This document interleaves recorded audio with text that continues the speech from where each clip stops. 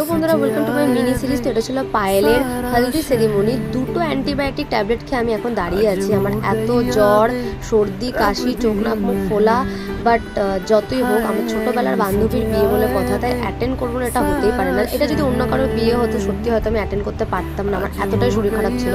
But ও এতবার করে বলেছে তো এটা তো যেতেই হবে, যত যাই হয়ে যাক। গিয়ে দেখি অলরেডি ওর ফটো সেশন চলছে, ওর রিচুয়ালস যেগুলো ছিল সেগুলো চলছে। বাট হ্যাঁ, একটা কথা, ও এমন টাইমে বিয়ে করেছে যে আমরা অর্ধেক বান্ধবীরা সব অসুস্থতায় ভুগছিলাম, মানে যার জন্য ফ্রেমে আমরা সব বান্ধবীগুলো ছিলামও না, অনেকেই নেই ফ্রেমে একসাথে। আমরা কারোর জ্বর, কারোর সর্দি কাশি এরকমই। আর এখানে দেখো আমি রাখিকে বলছিলাম দেখো তো আমার চোখ নাকটা খোলা লাগছে কিনা, আর ও যে কি করছিল কে জানে।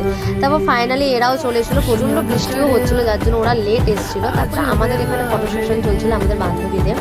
এসব করতে করতে আবার কি খাওয়া দাওয়া করে এখানে হাসি ঠাট্টা করে আজকের মতো এখানেই শেষ করলাম।